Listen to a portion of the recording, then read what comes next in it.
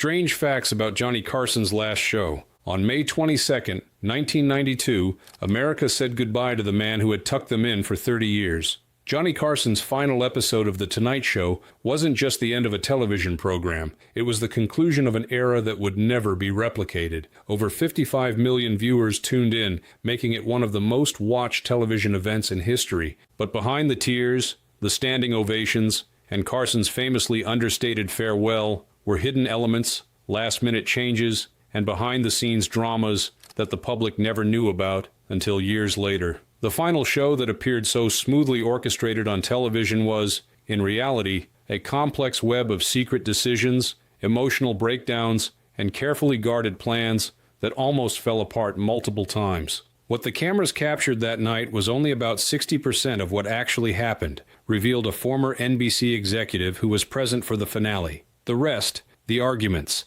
the surprise guests who were turned away, the footage that was deliberately destroyed afterward. That's the story that's never been fully told. Today, we're pulling back the curtain on the strange, surprising, and sometimes shocking truth about Johnny Carson's legendary final broadcast, the secret history of television's most famous farewell. From the celebrities who were banned from attending to the emotional breakdown that nearly derailed the entire production, these are the hidden stories that transform how we understand a pivotal moment in American cultural history. But first, let's explore the most tightly guarded secret of all, the real reason Carson chose May 22nd as his final date, a decision tied to a personal tragedy that shaped his entire approach to his farewell broadcast. All we have is tonight and tomorrow, and I'm gone. God, Number 10. The mysterious timing decision. Johnny Carson announced his retirement almost a year before his final show, giving NBC plenty of time to prepare for the television event of the decade. But the specific selection of May 22nd, 1992, as the final broadcast date puzzled network executives who had pressed for a finale during the more valuable February sweeps period when advertising rates are set. Johnny was typically very accommodating about business considerations, explained a former NBC scheduling executive. But with the final date, he was completely inflexible. May 22nd was non-negotiable, and he wouldn't explain why to anyone except Fred de Cordova, the show's producer. The significance of the date remained a mystery until years after Carson's death, when his longtime friend and attorney Henry Bushkin revealed the heartbreaking truth. May 22nd was the birthday of Carson's son Richard, who had died in a car accident in 1991. The finale was Carson's private tribute to his son, a fact he kept secret from almost everyone involved with the show. Johnny was never one to display his emotions publicly, Bushkin explained in a later interview. Scheduling the finale on Richard's birthday was his way of marking the occasion with personal meaning while maintaining his privacy. It was characteristic of how he handled grief, acknowledging it in ways only he fully understood. This private commemoration added poignant context to Carson's famously stoic farewell. While viewers saw his emotional but composed final moments on television, they had no idea that the date itself carried such profound personal significance, a hidden layer of meaning that Carson intentionally kept between himself and his inner circle. In retrospect, knowing the date's significance helps explain why Johnny was so unusually hands-on with every detail of the final broadcast, noted a production assistant who worked on the show. This wasn't just a career milestone for him, it was intertwined with the most painful loss of his personal life. In this business, there are comedians, there are comics, and once in a while... Number 9. The secret final guest that never happened. The final episode of The Tonight Show starring Johnny Carson featured Robin Williams and Bette Midler as the last official guests, a fact well known to television historians and fans. What few people know is that an additional surprise guest had been secretly scheduled to appear after Midler, but was ultimately cut at Carson's direct instruction just hours before broadcast. There was a planned final surprise guest that would have been historic television, revealed a former NBC page who was working that night. The staircases on both sides of the stage were kept clear, security was doubled, and there was a separate dressing room prepared that none of the regular staff was allowed to enter. According to multiple sources who were present that night, the mystery guest was former President Ronald Reagan, who had been secretly brought to the studio through an underground parking entrance. The plan called for Reagan to make a surprise appearance during the final segment, presenting Carson with a Presidential Medal of Freedom. an arrangement made without NBC's knowledge through private channels.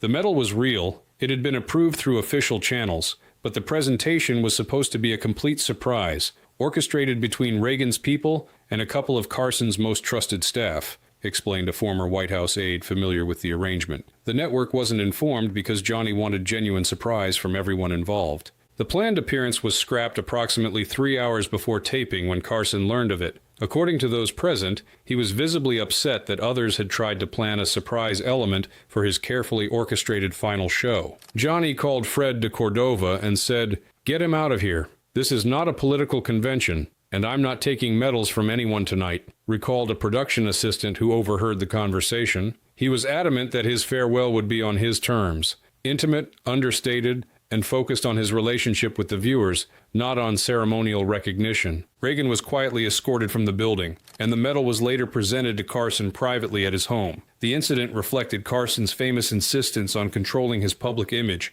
and his discomfort with grandiose displays, qualities that had defined his 30-year tenure as television's most powerful star. Probably 10,000 pieces a week.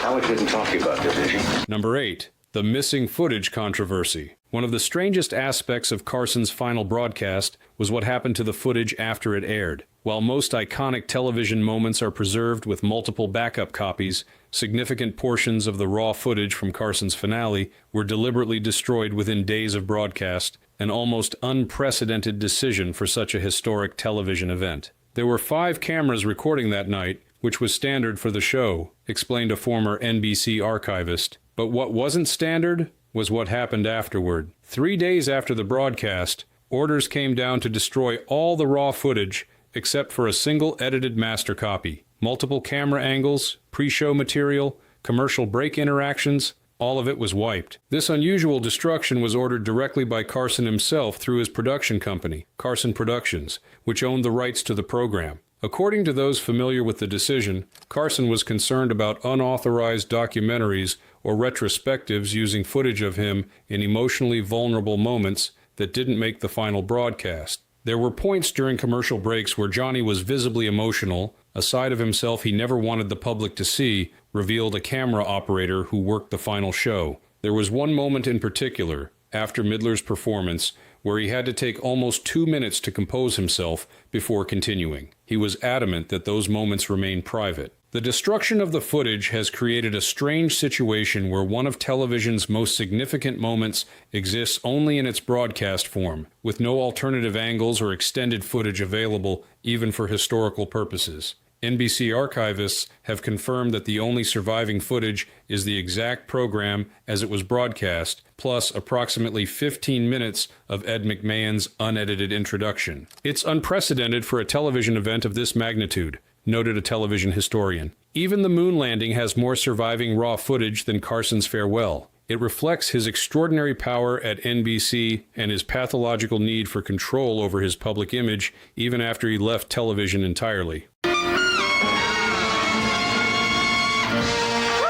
Number 7. The Doc Severinsen collapse. Doc Severinsen's bright outfits and brassy trumpet had been fixtures of The Tonight Show for decades. As band leader, he was part of Carson's inner circle and one of the host's closest friends off-camera. What viewers of the final broadcast never knew was that Severinsen suffered a partial physical collapse hours before the broadcast that nearly prevented him from appearing at all. Doc had been up for almost 48 hours straight, rehearsing special arrangements and trying to perfect the music for Johnny's farewell, revealed a musician who played in the Tonight Show band. Around noon, on the day of the final taping, he simply collapsed in the rehearsal room, a combination of exhaustion, emotion, and the enormous pressure everyone felt to make the final show perfect. NBC's medical staff evaluated Severinsen and strongly advised him not to perform that night, suggesting that assistant conductor Tommy Newsom take his place. According to those present, Severinsen refused medical advice and didn't even allow Carson to be informed of the incident. He told the doctor,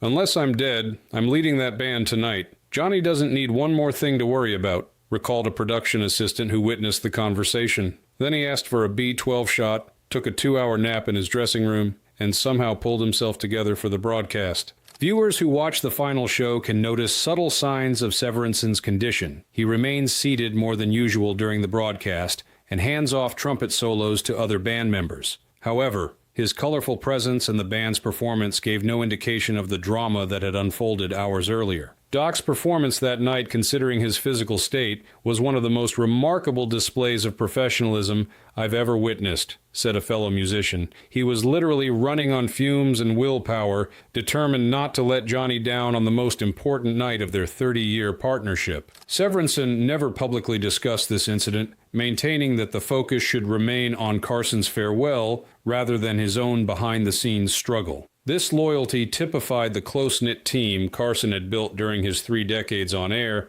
a group that prioritized protecting their leader even at personal cost. I've been a big fan of Jay Leno since the very first time he appeared on The Tonight Show. What was it, some 8, 9 years ago, I guess? Or maybe 10 years ago. Staff? Number 6. The Johnny Carson Jay Leno backstage tension. While the on-air transition from Johnny Carson to Jay Leno appeared cordial to viewers, the backstage reality during the final broadcasts was fraught with tension, awkward encounters, and carefully managed scheduling to keep the incoming and outgoing hosts separated whenever possible. There was an elaborate dance happening behind the scenes, revealed an NBC page, who worked both shows during the transition period. The production team essentially created separate paths through the studio so Johnny and Jay wouldn't accidentally run into each other. Different elevators, different hallways, different green rooms. It was like running parallel universes in the same building. This careful separation stemmed from Carson's well-documented disappointment that NBC had chosen Leno rather than David Letterman as his successor. Though Carson never publicly criticized the decision, his preference for Letterman was widely known within the industry, creating an uncomfortable dynamic during the handover.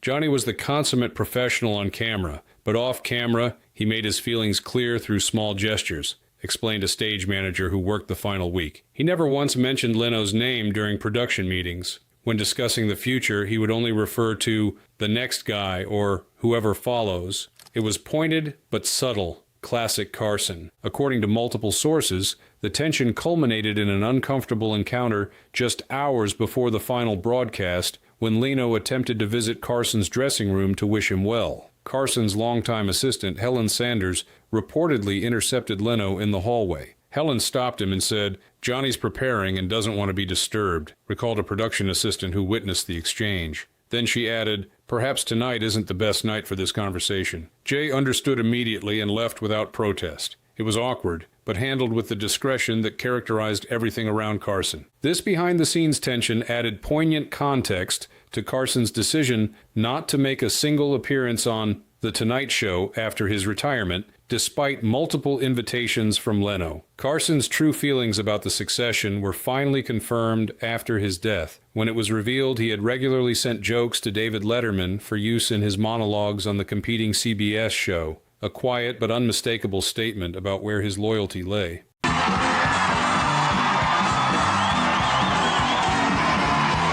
Number 5. The standing ovation that almost didn't happen. The extended standing ovation that opened Carson's final show, a spontaneous display of emotion from the audience that lasted nearly 2 minutes and visibly moved the typically composed host, almost didn't happen due to an unusual request from Carson himself that was ultimately ignored by his production team. 3 days before the final show, Johnny asked that the audience be specifically instructed not to give him a standing ovation at the beginning, revealed a former audience coordinator for the program. He said he was concerned it would start the show on such an emotional note that he might not be able to get through the rest of it. He wanted to save that moment for the end. This request put Carson's team in an uncomfortable position. They understood his concerns, but also recognized that preventing such a natural response from the audience would make the show feel artificial and overly controlled. Fred DeCordova made the decision to simply ignore Johnny's request, explained a production assistant who worked on the finale. He never told the audience coordinators to give those instructions,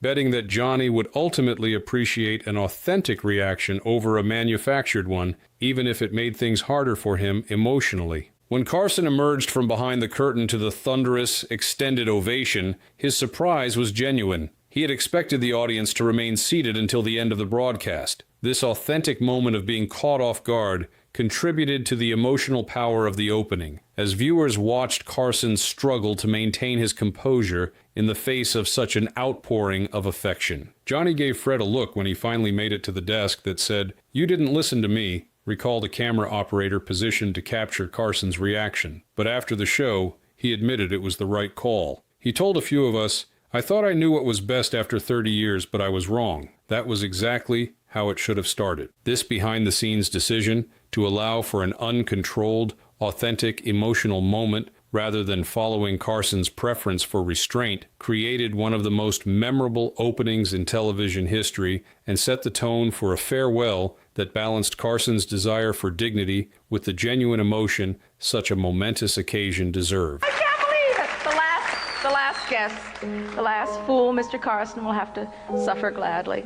Number 4, Bette Midler's secret rehearsal marathon. Bette Midler's emotional performance of One for My Baby and One More for the Road is remembered as one of the most poignant moments in television history, a perfect farewell that brought Carson to the verge of tears. What viewers don't know is the extraordinary lengths Midler went to behind the scenes, including a grueling 36-hour rehearsal process that almost caused her to lose her voice before the actual broadcast. Bette was absolutely determined that this would be the performance of her lifetime, revealed a musical director who worked with her on the preparation. She rented a private rehearsal space 3 days before the broadcast and essentially moved in. She had a cot brought in so she could take short naps between rehearsal sessions without leaving. According to multiple sources, Midler worked with 5 different arrangers, continuously refining the performance and rejecting numerous approaches before finding the intimate, emotionally resonant version that ultimately aired. She reportedly went through 18 distinct arrangements of the song before settling on the final version. By the morning of the broadcast,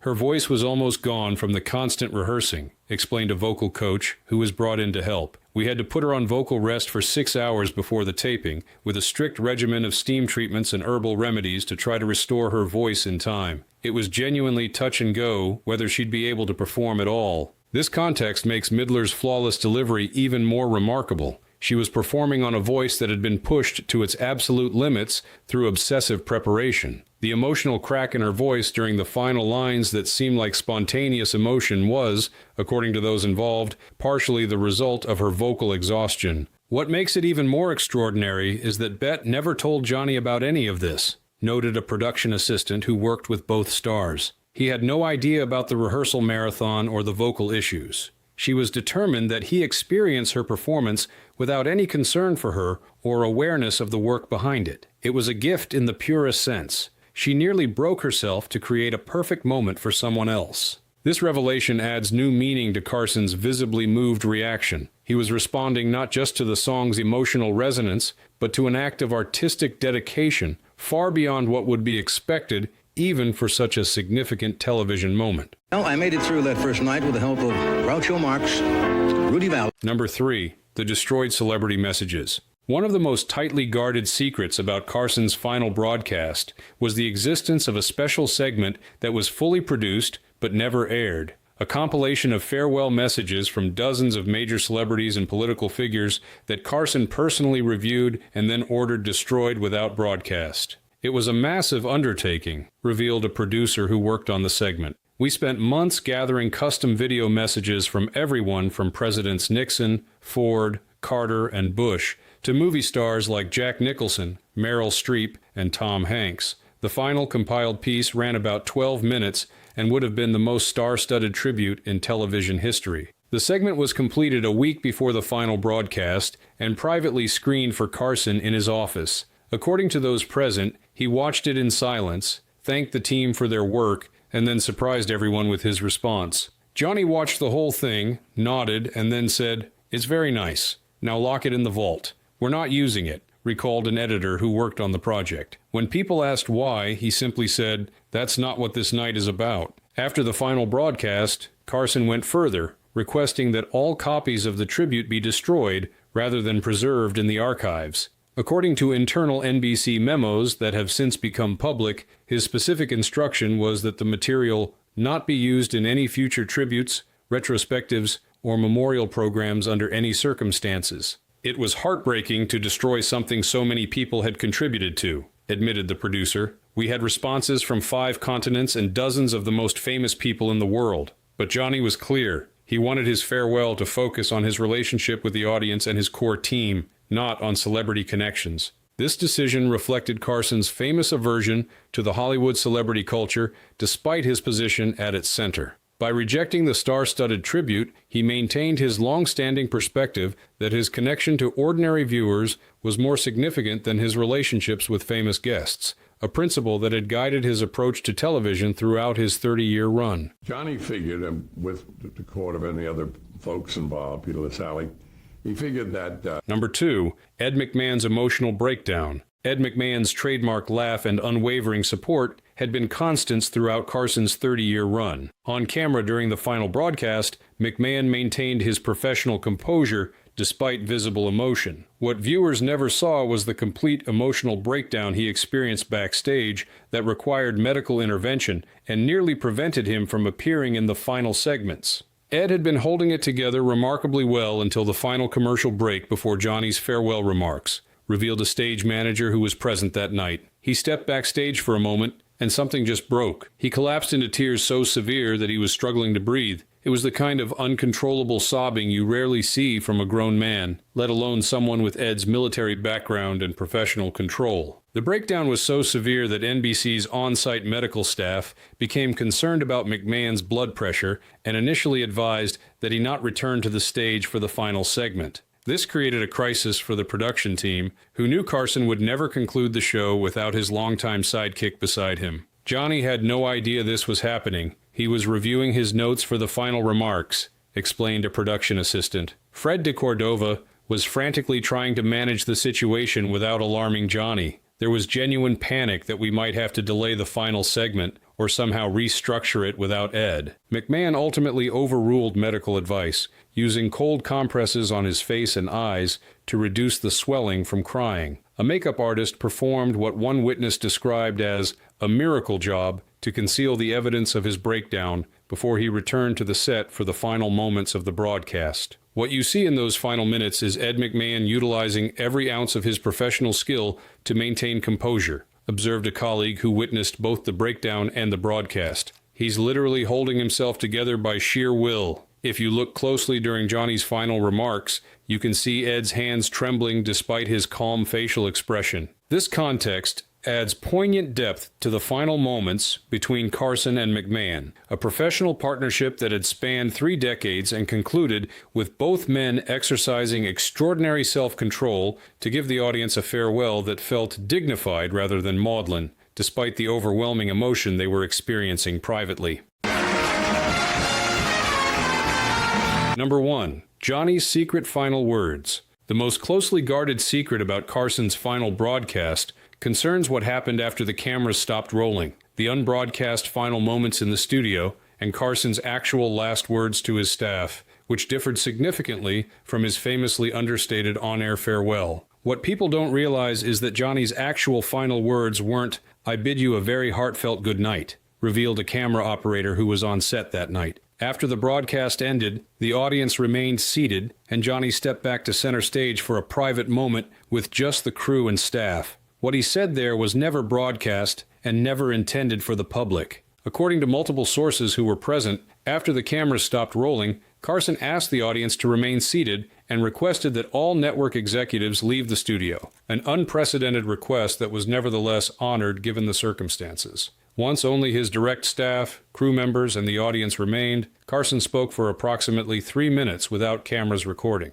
He said things he would never have said on air, recalled a longtime staff writer. He talked about how television had changed during his tenure, not all for the better. He acknowledged that his departure marked the end of an era where a host could speak to America without focus groups and corporate oversight. And then he said something that stunned everyone. "I hope I earned this privilege every night. I hope I never took your trust for granted. And I hope to God they remember what this was before it's all shopping channels and shouting matches." According to those present, Carson then did something completely out of character. He invited his entire staff and crew onto the stage for a group embrace, abandoning the emotional reserve he had maintained throughout the broadcast. This private moment of vulnerability and connection was witnessed only by those in the studio that night. He made us all promise not to record it or speak about it publicly until after he was gone, explained a production assistant. He said, "Tonight was for the viewers. This moment is for us." It was Johnny showing us a side of himself